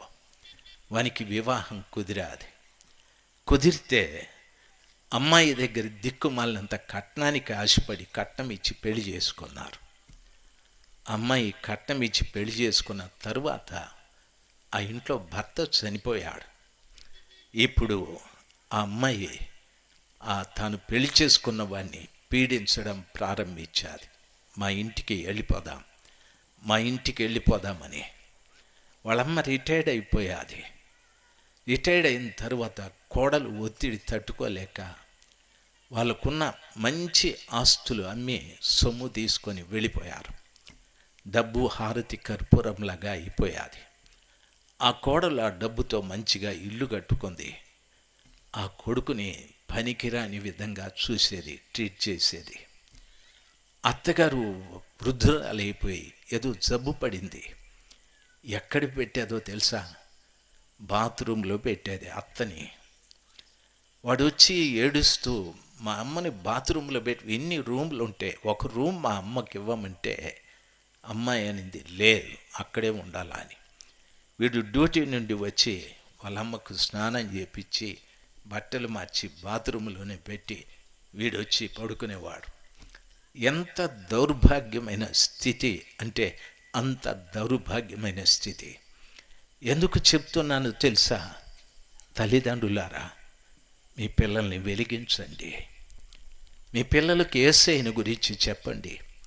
నేనే వెలుగు అని చెప్పిన దేవుని గురించి మీ బిడ్డలకు పరిచయం చేయండి. వాడు పసిబిడ్డ, పడుకోరా, అయ్యో బిడ్డ ట్యూషన్కి పోయి వచ్చాడు, అది చేసి వచ్చాడు, హోంవర్క్ ఎక్కువ అని బైబిల్ చదివించడం మానుకోకండి. ప్రార్థన చేయించడం మానుకోకండి. మీ బిడ్డల్ని వెలిగించాలి. యాయీరు ఆ పని చేయలేదు. ఆ పని చేయని కారణాన తన కుమార్తె చావటానికి సిద్ధమైపోయాది. యేసు ప్రభులు వారి ఇంటికి వెళ్ళి అంటున్నాడు, స్థలం ఇయ్యుడి అనని. యాయిరింటి దగ్గర పిల్ల నగ్గురువులు వాయించేవారు, ఏడ్చేవారు, గొల్లు చేసేవారు, ఎందరో మూగిపోయారు. ఇప్పుడు ప్రభులు వారిని పిలుచుకొని వెళ్ళాడు. కానీ ఆ యాయిరు ఇంట్లోకి వెళ్ళటానికి అవకాశం లేదు. చాలా పర్యాలు మనము యేసు ప్రభులు వారిని పిలుస్తాం, తండ్రి మా ఇంటికి రండి, మా ఇంటి పరిస్థితులు చూడండి, మా కష్టాలు చూడండి, మా పిల్లల పరిస్థితి చూడండి అని. ప్రభువు చాలా మర్యాదస్తుడు. మీరు పిలిస్తే ఖచ్చితంగా వస్తాడు. ఆయనకు వ్యత్యాసం లేదు, వస్తాడు. అయితే ఇంట్లో చోటు ఇవ్వడం లేదు. అంటే మన ఇంటి దగ్గరికి వచ్చిన తరువాత మన సీరియళ్ళు, మన సినిమాలు, మనవి అవి ఇవి గందరగోళాలు అన్నీ ఉంటాయి. ప్రభులు వారు అది చూసి పాపం ఆయన చాలాసేపు చూసి వెనక్కి వెళ్ళిపోతాడు. ఎన్నో పర్యాయాలు మీ ఇంటి దగ్గరికి వచ్చి చూసి వెనక్కి వెళ్ళిపోయిన పరిస్థితులు ఉన్నాయి. నా మాటలు మీకు అర్థమవుతుంటే ఒక్కసారి హల్లెలూయా చెప్దాం, ఇంకోసారి చెప్దాం. ఎన్నో పర్యాయాలు ప్రభు వెనక్కి వెళ్ళిపోయాడు. దయచేసి గమనించాలి. ఇప్పుడు లోపలికి వెళ్ళిన తరువాత యేసు ప్రభుల వారు అంటున్నారు, తలితా కుమి అని, చిన్నదానా లే అని చెప్పాడు. చెప్పండి, చిన్నదానా లే అని చెప్పాడు. వెంటనే ఆమె లేచి కూర్చుంది. వెంటనే ఆమె లేచి కూర్చున్న తరువాత ప్రభు ఏం చెప్పాడో తెలుసా? ఈమెకు తినటానికి ఏమైనా పెట్టండి అని చెప్పాడు. ఈ అమ్మాయి ఎందుకు చనిపోయాదో తెలుసా? తిండి లేక చచ్చిపోయాది. యాయీరుకు ఒకే కుమార్తె. యాయీరు సమాజ మందిరంలో ఒక అధికారి, డబ్బున్న వ్యక్తే, పేరున్న వ్యక్తే, పలుకుబడి ఉన్న వ్యక్తే. బిడ్డకు భోజనం పెట్టలేక కాదు, బిడ్డకు పెట్టని భోజనం ఏదంటే వాక్యం, ఆత్మీయ ఆహారం. ఈ రోజున చాలామంది తల్లిదండ్రులు చేసే పెద్ద పొరపాటు ఏమిటంటే, అమ్మంటుంది, రే బైబిల్ చదువు నాయన అంటాడు. వాడు ట్యూషన్ నుండి ఇప్పుడే వచ్చినాడు, అప్పుడే బైబిల్ చదవమంటావు. మనకి మొదట అన్నం పెట్టు, తర్వాత చదువుకుంటాడు. కానీ వాడు తింటానే పడిపోతాడు పాపం. అమ్మంటుంది, ప్రార్థన చేయరా అని. పెద్ద ప్రార్థన చేసింది ఇది. నువ్వు చెయ్యి, వాడిని సతాయించి చంపుతావు. రే మనకి పెట్టు, మొదట అన్నం పెట్టు, తినరా, తినేసి మళ్ళీ చేసుకోరా అని. తిన్నాకేం చేసేది? తిన్నాక ఇంకా సాపే గతి. దయచేసి గమనించాల్సింది, అమ్మ ఒక క్రమశిక్షణలో పెంచాలని చూస్తుంది, నాయన క్రమశిక్షణని తప్పించేస్తాడు. తండ్రులారా మీ పిల్లల్ని వెలిగించండి. తండ్రులారా మీ పిల్లల మీద ప్రేమ మంచిదే, మీ పిల్లల మీద మమకారం మంచిదే, మీ పిల్లల్ని మంచిగా చదివించాలనేది మంచిదే. అయితే మీ పిల్లల్ని వెలిగించాలి. దయచేసి గమనించాలి. ఆ రీతిగా వెలిగించకపోతే బిడ్డ చచ్చిపోతుంది. వాక్యం అనే ఆహారం లేకపోతే చనిపోతుంది. యేసయ్య ఉపవాసం ఉండి ప్రార్థన చేసినప్పుడు ఏం జరిగిందో తెలుసా?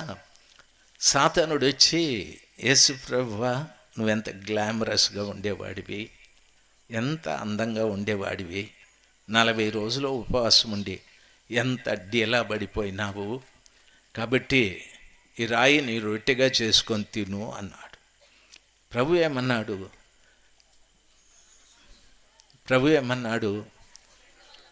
మనుష్యుడు రొట్టెతో మాత్రము కాక దేవుని నోట నుండి వచ్చు ప్రతి మాట వలన జీవిస్తాడు అన్నాడు.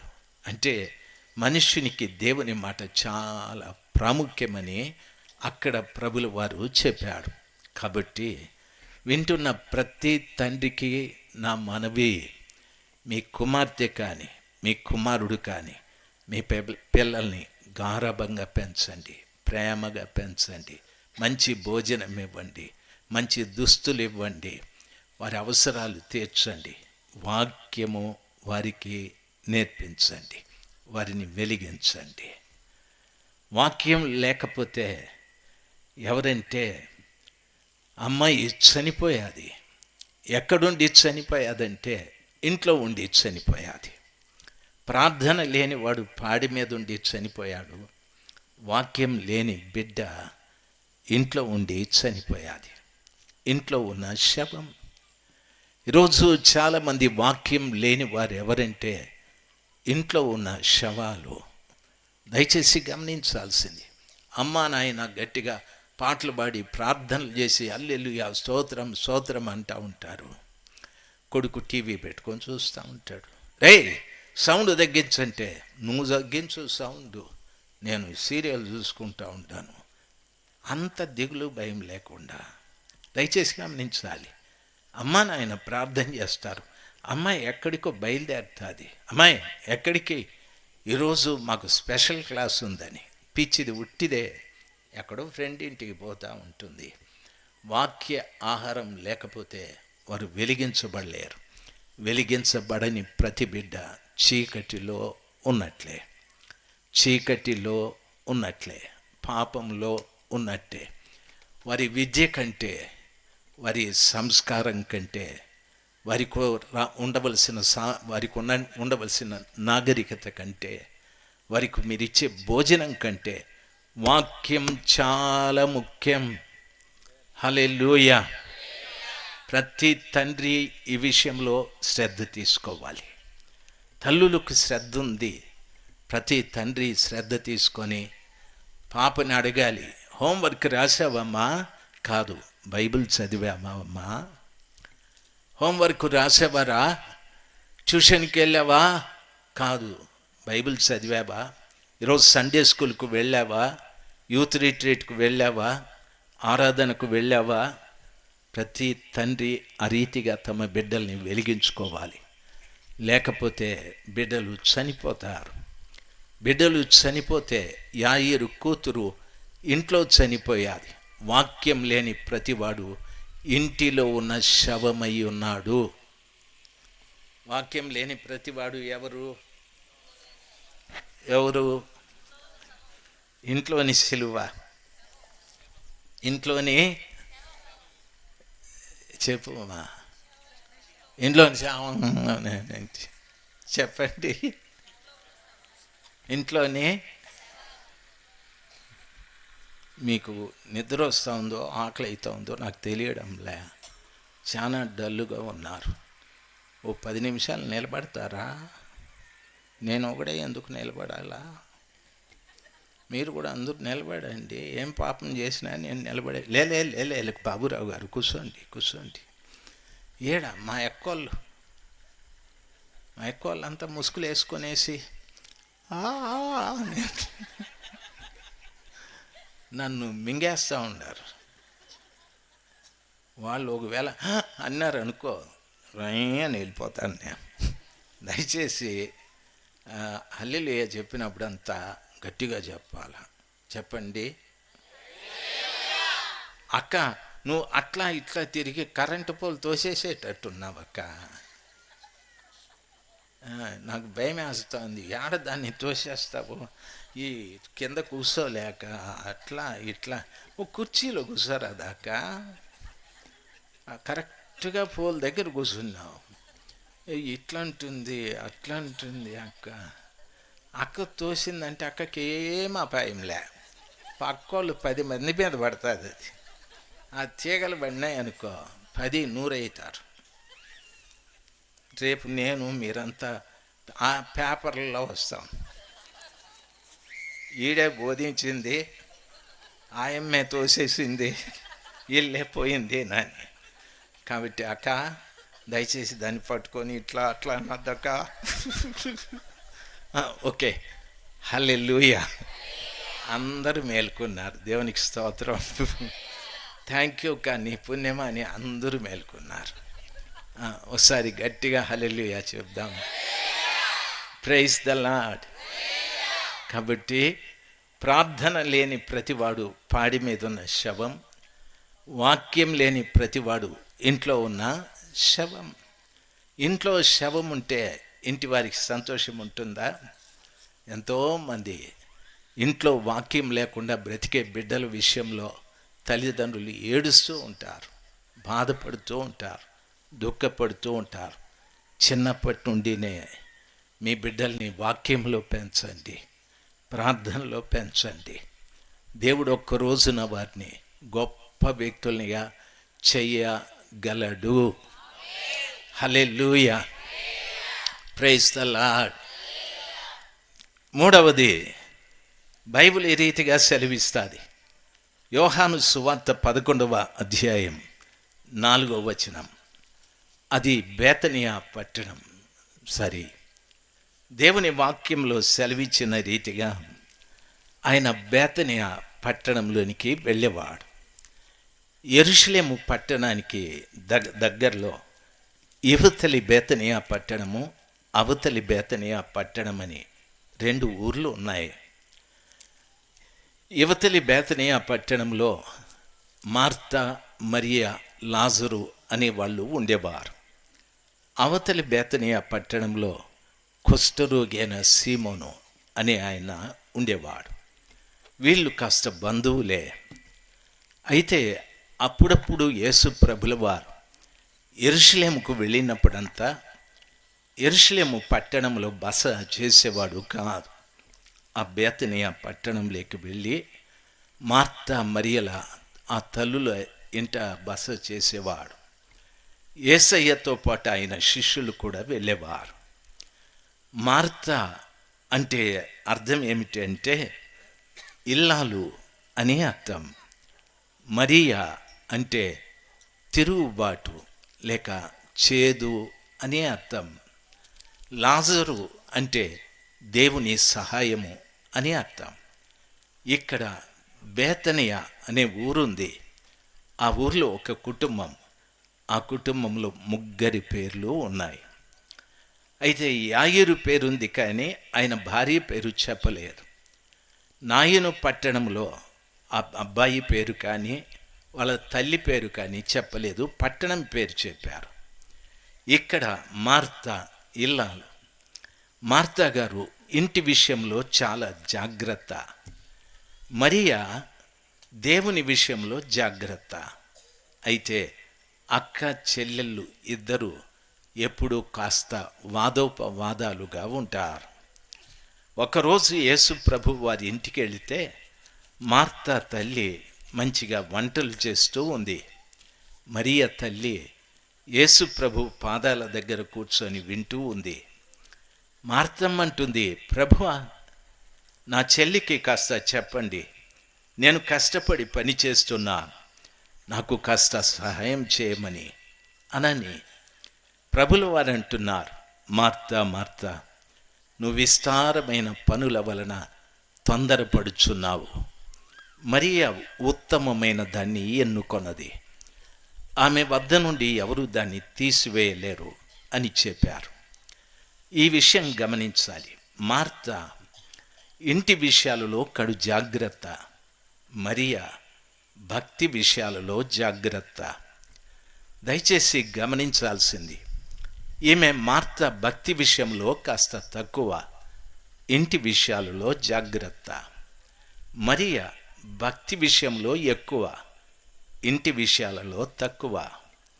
కొంతమంది చాలా భక్తిగా ఉంటారు, వారి ఇంటి విషయాల్ని అంత పట్టించుకోరు. నన్ను గమనించాలి. దేవుని వాక్యం సెలవిస్తుంది. ఒక రోజున యేసు ప్రభుల వారికి ఒక వార్త మార్తా మరియల ఇంటి నుండి వచ్చాది. ఏమన్నా తెలుసా? ప్రభువా, మీరు ప్రేమించిన లాజరు చనిపోయాడు అనని. ప్రభుల వారు వెంటనే వెళ్ళలేదు. 4 రోజుల తరువాత ప్రభు వెళ్ళాడు. 4 రోజుల తరువాత వెళ్తే మార్తా మరియలకు పరిచయస్తులైన వాళ్ళు యేసు ప్రభుల వారు ఆ ఊరు చివర వస్తున్నారని చూసి వెళ్ళి చెప్పారు, మార్తా మరియా, ఇదిగో యేసు ప్రభుల వారు వస్తున్నారు అంటే మార్తా మరియలు ఇద్దరూ పరిగెత్తుకుంటూ వెళ్ళారు. వెళ్ళి అంటున్నారు, ప్రభువా, మా సోదరుడు చనిపోయారు, మీరిక్కడుంటే మా సోదరుడు చనిపోయిండేవాడు కాదు అని చెప్పారు. మీరు ఇక్కడుంటే మా సోదరుడు చనిపోయిండేవాడు కాదని. ప్రభుల వారు అన్నారు, విశ్వాసం ఉంచండి, మీ సోదరుడు బ్రతుకుతాడని. అప్పుడు ఆ తల్లి అంటుంది, నిజమే ప్రభువా, పునరుద్ధానంలో నా తమ్ముడు బ్రతుకుతాడని చెప్పాది. లేదు లేదు, ఎక్కడ మీ తమ్ముని భూస్థాపన చేశారో నాకు చూపెట్టండి అని చెప్పాడు. యేసు ప్రభుల వారిని సమాధి దగ్గరికి తీసుకెళ్ళారు. ప్రభు అంటున్నాడు, రాయిని తొలగించండి అనని. రాయిని తొలగించారు. ఇప్పుడు ప్రభు అంటున్నాడు, లాజరా లేచిరా అని పిలిచాడు. ఆ మాట పిలుస్తూనే లాజరు బయటికి వచ్చాడు. ఇప్పుడు ప్రభు అంటున్నాడు, వాని కట్లు విప్పి సాగిపోనీయుడి. వాని కట్టు చదవండి ఇక్క. మీరు అతని కట్లు విప్పి పోనీయుడి అని వారితో చెప్పానని వాక్యం సెలవిస్తుంది. లాజరు ఎవరు అంటే మార్తా మరియల తమ్ముడు. లాజరు చనిపోయాడు. దయచేసి వినాలి. మన ఇంట్లో ఒకరు ఇంటి పనులు బాగా చేస్తారు, ఒకరు దేవుని పనిలో బాగా శ్రద్ధగా ఉంటారు. మూడవ వాడు లాజరు. లాజరు అంటే దేవుని సహాయం. ఆ ఇంట్లో చనిపోయింది ఒక వ్యక్తి కాదు, కానీ దేవుని సహాయము చనిపోయాది. మన ఇంట్లో ఒకరు ఆ విధంగా, ఒకరు ఈ విధంగా ఉంటే మన ఇంట్లో దేవుని సహాయం చనిపోతుంది. కొంతమంది భార్యలు చాలా భక్తిగా ఉంటారు, కొంతమంది భర్తలు అస్సలు పట్టించుకోరు. కొంతమంది భర్తలు చాలా భక్తిగా ఉంటారు, భార్యలు అస్సలు పట్టించుకోరు. ఒకరటు ఒకరిటు ఉంటే మన ఇంట్లో దేవుని సహాయము చనిపోతుంది. లాజరు చనిపోతాడు. లాజరు అనగా దేవుని సహాయము అని అర్థం. హల్లెలూయా. చాలా కుటుంబాలలో దేవుని సహాయం చనిపోయాది. చాలామంది ఏడుస్తూ ఉంటారు, ప్రభువా మాకెప్పుడు సహాయం చేస్తారయ్యా, మా అప్పులు ఎప్పుడు తీరుతాయి, మాకెప్పుడు సహాయం చేస్తారయ్యా, మా వ్యవసాయంలో మంచి ఫలసాయం వస్తుంది, మాకెప్పుడు సహాయం చేస్తారయ్యా, మా పిల్లల భవిష్యత్తు ఎప్పుడు బాగుపడుతుంది, మాకెప్పుడు సహాయం చేస్తారు, మేము ఒక చిన్న ఇల్లు కట్టుకోవాలి, మాకెప్పుడు సహాయం చేస్తారు, మా అబ్బాయికి చదువు పూర్తయి చాలా దినాలయ్యాది, తనకు ఉద్యోగం లేదు, ఎప్పుడు మాకు సహాయం చేస్తారని. చాలా కుటుంబాలలో దేవుని సహాయము చనిపోయేది. కారణం, మార్త ఇంటి విషయంలో శ్రద్ధ ఉంది, దేవుని విషయంలో అంత శ్రద్ధ లేదు. మరియా దేవుని విషయంలో చాలా శ్రద్ధ, ఇంటి విషయంలో అంత శ్రద్ధ లేదు.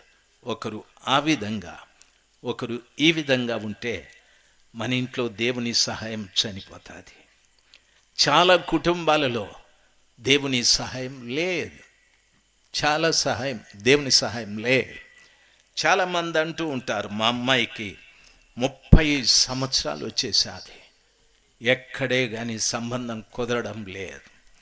వివాహాలు ఎంతోమంది వస్తున్నారు, చూస్తున్నారు, కానీ ఏ సంబంధము మాకు కుదరడం లేదు, మేమేం చేయాలి, దేవుడు కూడా మాకు సహాయం చేయలేదని అంటూ ఉన్నారు. గత ఏడాది మేము పంట చేశాం, నష్టపోయాం. ఈ ఏడాది కూడా వేసాం, అప్పులు చేసి నష్టపోయాం. అప్పులు పెరుగుతున్నాయి, కానీ పంటలో ఫలసాయం రావడం లేదు, దేవుడు మాకు సహాయం చేయలేదు అంటున్నారు. కారణం ఏమిటో తెలుసా? ఒకరు అటు ఒకరు ఇటు ఉండడం వలన మన ఇంట్లో దేవుని సహాయం చనిపోతుంది. ఇద్దరు, భార్య భర్త ఇద్దరు భక్తి కలిగి జీవించండి. భార్య భర్త ఇద్దరు భక్తి కలిగి జీవించండి. ఉదయాన లేవండి, ఉదయాన్న లేచి ఇద్దరూ మోకరించండి, ఓ చిన్న పాట పాడండి, ఓ చిన్న వాక్యం చదవండి, ప్రార్థన చేయండి. చేసేటప్పుడు చెప్పండి, ప్రభా ఈ రోజంతా మమ్మల్ని మీరే నడిపించండి, ఈరోజంతా మమ్మల్ని మీరే నడిపించండి. అట్లా చెప్పి ముగించండి. సాయంకాలం రండి, మళ్ళా మోకరించండి, స్నానం చేయండి, లేక కాళ్ళు చేతులు కడుక్కోండి, మోకరించి చిన్న పాట పాడండి, చిన్న వాక్యం చదవండి. ఈరోజంతా మమ్మల్ని నడిపించినందుకై స్తోత్రాలయ్యా, ఈరోజంతా మీరే మమ్మల్ని నడిపించినారు, స్తోత్రాలయ్యా అని చెప్పి ఆయనకు కృతజ్ఞతలు చెప్పి పడుకోనండి. ప్రభు మీ కృతజ్ఞతను చూసి మీరు చేసే ప్రతి పనిని ఆశీర్వదిస్తాడు. ఆయన మీరు చేసే ప్రతి పనిని ఆశీర్వదిస్తాడు. మీరు గంటల సేపు ప్రార్థన చేయమని చెప్పలేదు, నేను అధ్యాయాలు చదవమని చెప్పలేదు. ఏక మనసుతో భార్య భర్త కలిసి ప్రార్థించండి. 5 నిమిషాలైనా భార్య భర్త వాక్యం చదవండి. 2 వచనాలైనా 5 వచనాలైనా చదవండి, చిన్న పాట పాడండి. మీ రాగాలు ఎవరు ఇక్కడ మెచ్చుకొని అవసరం లేదు. నేను పాడితే నువ్వు నవ్వుతావు, నేనే లేదు. మనమేం ఘంటసాలలు కాదు, బాలసుబ్రహ్మణ్యాలు కాదు. మనకు వచ్చిన స్వరంతో మనం పాడుకుంటాం. అవునంటారా కాదంటారా?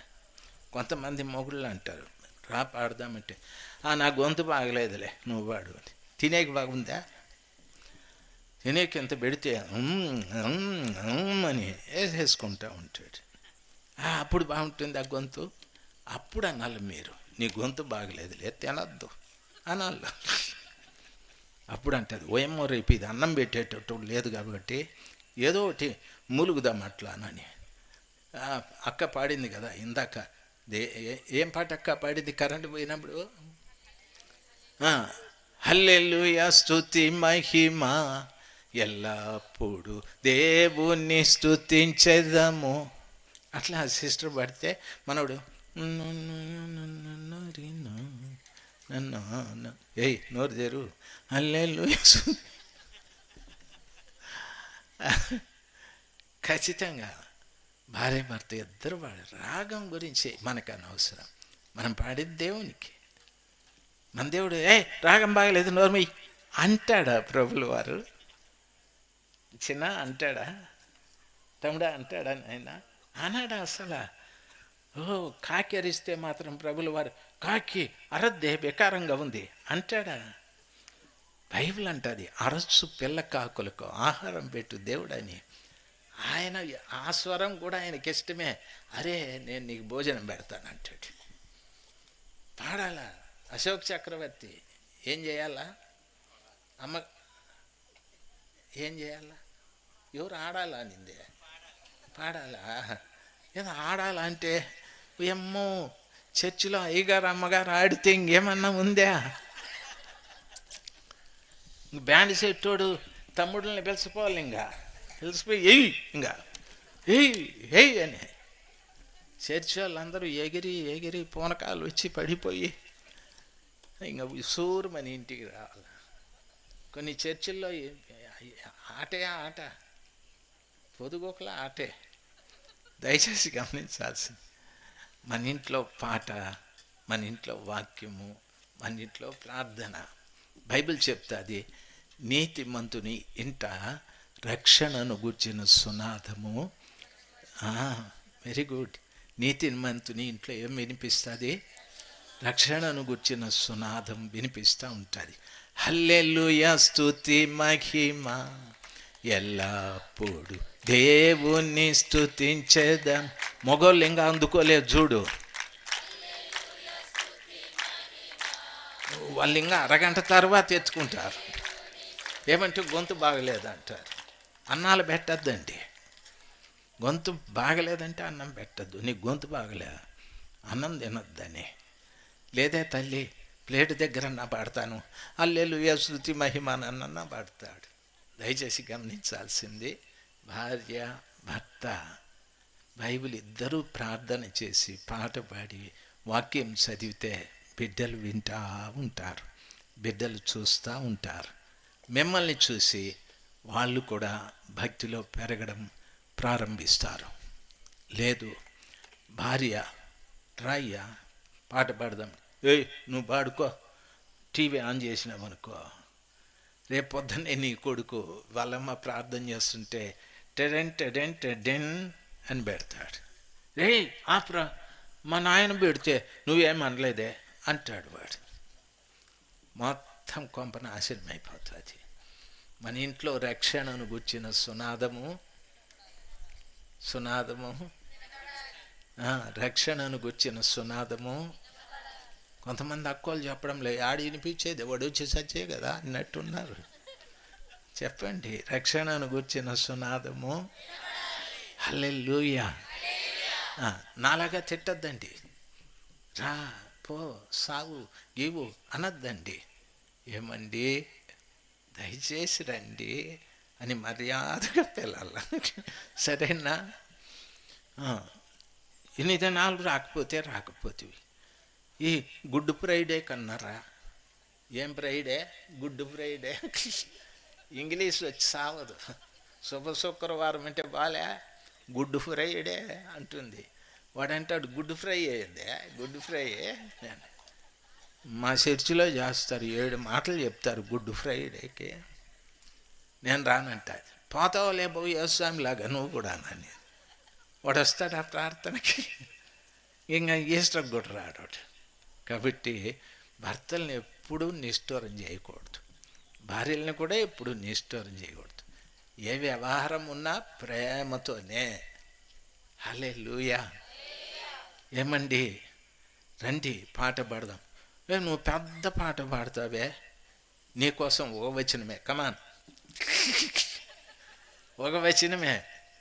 హల్లెలూయా, స్తుతి మహిమ ఎల్లప్పుడు దేవుని స్తుతించేద్దాము. ఓకే, ఆమేన్. బైబిల్ చదువు. అయిపోయినా అంతే. అంతే. బైబిల్ చదువు. ఏం చదవమంటావు? నీకేది ఇష్టం అది చదువు. వాడెప్పుడు చిన్నప్పుడు 23వ కీర్తన నేర్చుకుంటాడు. యెహోవా నా కాపరి, నాకు ఏం కలగదు. చాలు. ప్రార్థన చెయ్యి. ప్రభా, నా భర్త నన్ను కాపాడు, బిడ్డల్ని కాపాడు. రోజు మేము ఇట్లా ప్రార్థన చేసుకుని కృప దయచేయి. ఆమేన్. అదే అన్నిటికీ టపా ముగించివే. అంతే. రేపు నువ్వు చేయి. వానికి పౌరుషం వచ్చి 2 గీరలు వాడతాడు, 4 వచనాలు చదువుతాడు, 5 నిమిషాలు ప్రార్థన చేస్తాడు. 3వ దినం నువ్వు చేయి, 4వ దినం వాడు చేయి. అట్లే పెరుగుతూ ఉంటుంది. హల్లెలూయా. నీ భక్తి ఇంకొకరిని విసిగించకూడదు, మీ భక్తి ఇంకొకరిని నిష్ఠూర పెట్టకూడదు, మీ భక్తి ఇంకొకరిని అవమానపరచకూడదు. ముఖ్యంగా మీ భర్తల్ని, మీ భార్యల్ని. దాని మగముండే చూడు, మందిరానికి రమ్మంటే రాదు. దెయ్యాన్ని కట్టుకున్నాను నేను అంటాడు. దెయ్యాన్ని కట్టుకున్నాడు వాడు పెద్ద దయ్యమై ఉంటాడు, అది తెలదు వానికి. అది తెలియక దెయ్యాన్ని కట్టుకున్నా. ఓసారి అంటే ముజ్జుడు గేదె ఉన్నట్టుంది అంటాడు. అంటా ఉండలే తమ్ముడా, చిన్న అన్నట్టున్నాడు, అందుకని నవ్వుకుంటా ఉన్నాడు. ఓకే, దయచేసి గమనించ. అట్లా అనద్దండి. ఆమెనంటే నువ్వు వాడే ప్రభువు చెప్పినాడు, భార్యాభర్తలు ఇద్దరు ఏక శరీరము. ఆమె గేదె అయితే నువ్వు ఆవు అవుతావా? నువ్వు కూడా గేదె, అంతే కదా అశోక్ చక్రవర్తి, అంతే కదా. ఎలుగుగుడ్డు నెట్టుంది అంటాడు. ఆడ ఎలుగుగుడ్డు, ఇది మగెలుగుగుడ్డు, అంతే. కాబట్టి బాధపడద్దండి. ఆయన అట్లా అన్నాడని బాధపడద్దండి. నువ్వేమై ఉంటావో ఆయన అది అయ్యి ఉంటాడు. కాబట్టి ఒకరినొకరు నిష్ఠూరం చేసుకోకూడదు. దేవుని బిడ్డలు మీరు. 3వ మరణం ఎక్కడుందంటే సమాధిలో ఉంది. ఎందుకు అంటే బైబిల్ చెప్తుంది, లాజరా లేచిరా అంటే దాని అర్థం దేవుని సహాయమా లేచిరా. ఇప్పుడు మార్తా మరియలు ఇద్దరు కలుసుకొని యేసు ప్రభుతో పాటు వస్తూ ఉన్నారు. యేసు ప్రభుకి సమాధి చూపెట్టారు, రాయిని తొలగించారు. ఇద్దరు ఒకటైతే అప్పుడు దేవుని సహాయం బ్రతుకుతుంది. ఇద్దరు ఒకటైతే దేవుని సహాయం బ్రతుకుతుంది. లాజరా లేచిరా అనగా దేవుని సహాయమా. ఇప్పుడు మన ఇంట్లో దేవుని సహాయం బ్రతుకుతుందండి. ఇద్దరు కలిసి ప్రార్థించాలి. బైబిల్ చెప్తుంది, భూమి మీద ఇద్దరు ఏకీభవించి దేనిని అడుగుదురో అది పరలోకమందున్న తండ్రి వారికి అనుగ్రహించును. హల్లెలూయా, హల్లెలూయా. ఏమే ఎక్కడికి వెళ్తున్నావు? సారక్క నేను ఇద్దరు హౌస్ విజిటింగ్ పోతూ ఉండామని. మొగుడిని వెళ్దాం. వాడిని అట్లే వదిలితే వాడు 20 మైళ్ళు దూరం అయిపోతాడు. లేదు, నీవు నీ భర్త ఇద్దరు కలిసిపోండి. ఏం పోయింది? పోండి, కలిసిపోండి, హౌస్ విజిటింగ్ చేయండి, ఒక ఇంటికి వెళ్ళి ప్రార్థన చేయండి, వాక్యం చెప్పండి. దేవుని పిల్లలు మీరు. ఎప్పుడైతే బైబిల్లో ప్రభు చెప్పిన మాట, వాని కట్లు విప్పి సాగిపోనీయుడి అని అన్నాడు. అంటే 3వ శవం సమాధిలో ఉంది. అంటే దేవునితో సాగిపోయే అనుభవం లేని ప్రతివాడు సమాధిలో ఉన్న శవం. దేవునితో సాగిపోయే అనుభవం లేని ప్రతివాడు సమాధిలో ఉన్న శవం. ఒకటి, ప్రార్థన లేనివాడు పాడి మీద ఉన్న శవం. వాక్యం లేనివాడు ఇంట్లో ఉన్న శవం. దేవునితో సాగిపోయే అనుభవం లేనివాడు సమాధిలో ఉన్న శవం. నీవే శవమో ఈ రాత్రి అర్థం చేసుకోవాలి. ప్రార్థన లేదా, నువ్వు పాడి మీద ఉన్న శవానివి. దయచేసి వినాలి. వాక్యం చదవడం లేదా, నీవింట్లో ఉన్న శవానివి. దేవునితో సాగిపోయే అనుభవం లేదా, నీవు సమాధిలో ఉన్న శవానివి.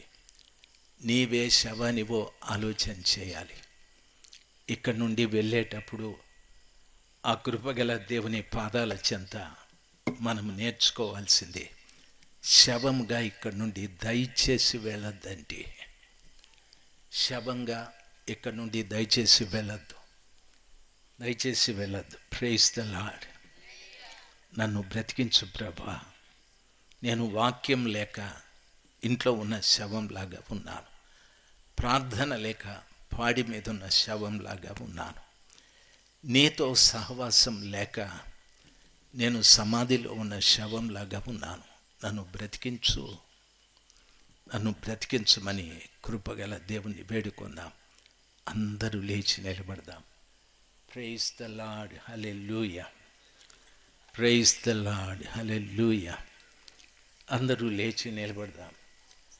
మహోన్నతుడైన దేవుని పాదముల చెంత చాలా జాగ్రత్తగా మీరు వాక్యాన్ని విన్నారు. దయచేసి ప్రభుని అడుగుదాం. మీరేమై ఉన్నారో మీకు బాగా తెలుసు. వాక్యము లేదా, ప్రార్థన లేదా, దేవునితో సాగిపోయే అనుభవం లేదా, ఏది లేదు మీకు. దేవుని సన్నిధానంలో నీలో ఉన్న లోపం ఏమిటో తెలుసుకున్న తరువాత నిన్ను బ్రతికించమని ప్రభువుల వారిని అడుగు. ఇక మీదట నేను వాక్యం చదువుతాను ప్రభువా, ఇక మీదట నేను ప్రార్థిస్తాను ప్రభువా, ఇక మీదట మీతోనే సహవాసం చేస్తాను, ఇక మీదట మీతోనే సహవాసం చేస్తాను. దయచేసి నన్ను కనికరించండి, దయచేసి నన్ను కనికరించండి ప్రభువా. నోరు తెరిచి ప్రభుల వారిని అడుగుదాం. అటు ఇటు చూడకండి. నీ లోపల నీవే చూసుకోవాలి. కొన్ని పర్యాయాలు మన ఇంట్లో దేవుని సహాయం చనిపోయాది. ఎన్నో పర్యాయాలు ఏడ్చాం, ఎంతో ఏడ్చాం, ఏడ్చాం, ఏడ్చాం. నాకెవరు సహాయం చేసేదని. సౌండ్ తగ్గించేసినావు. మళ్ళా నువ్వు తగ్గించమంటివా నాయన? నిన్నెవరు నాయన రమ్మని తెరాయి? Praise the Lord. చూడు, ఆఫ్ చేసి వెళ్ళిపోయినా.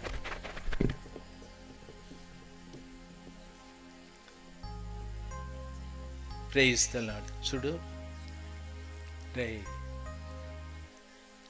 ఇది దేవుని పని. దేవుని పని పాడు చేస్తే నీ పని పాడైపోతుంది.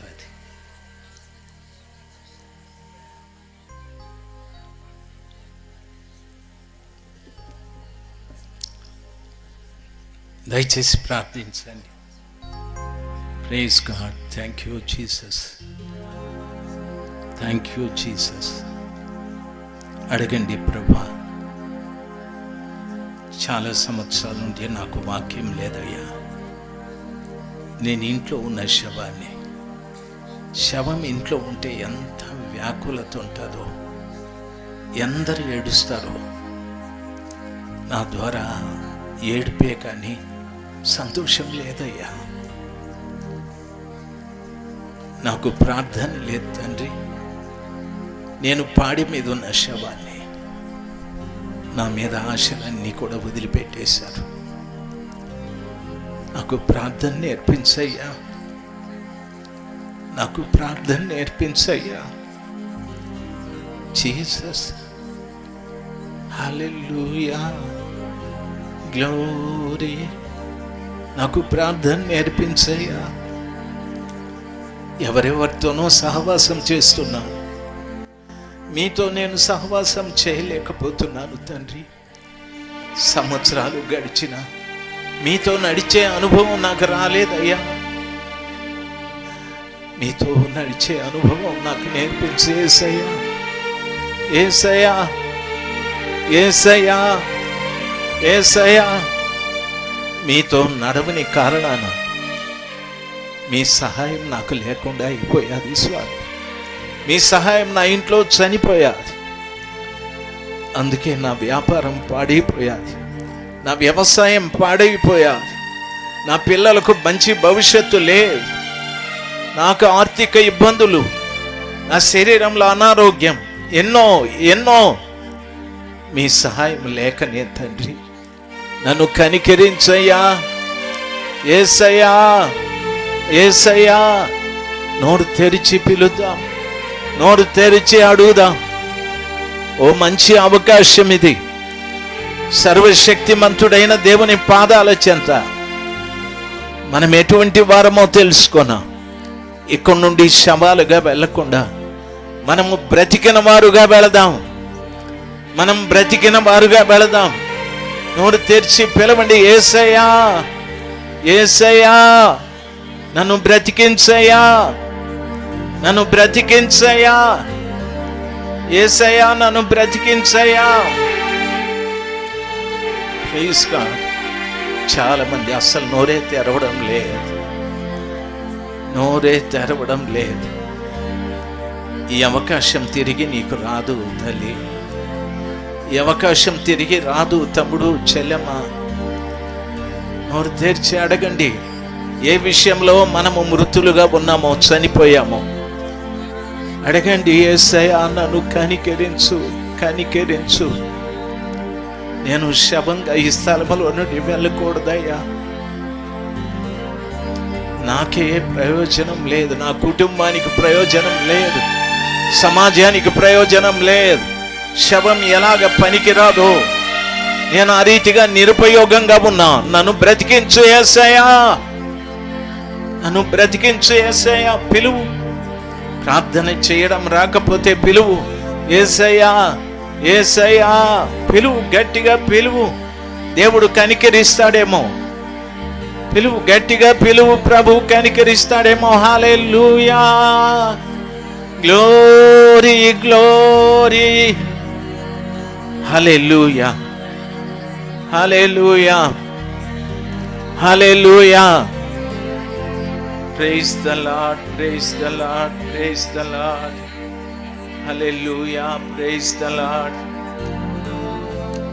వాడు బాక్సులు ఆఫ్ చేసి గొట్టాలకు పెట్టినాడు. వాడు రే పోతాయి, మొత్తం పోతాయి.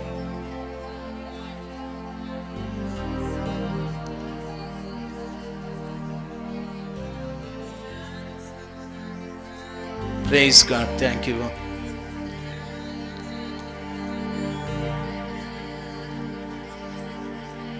ఆశ్చర్యకరమైన తండ్రి, మీ ప్రశస్తమైన నామాన్ని బట్టి నేను స్తుతిస్తున్నాను. మీ బిడ్డల్లో ఒక సత్యం వారు తెలుసుకోవటానికి సహాయం చేశారు. ఈ రోజున శవాలుగా వారి ఇంటికి వెళ్ళకుండా సజీవులుగా వెళ్ళటానికి కృప దయచేయండి. ఈ కూడికలు ఏర్పాటు చేసిన మీ దాసుని దీవించండి. ఆ బిడ్డ ప్రయాసం వ్యర్థం కాకుండా ఆయన ప్రయాసకు తగిన ఫలితం దయచేయండి. వచ్చిన ప్రతి బిడ్డను దీవించండి. యేసు నామంలో ప్రార్థిస్తున్నాము తండ్రి, ఆమేన్.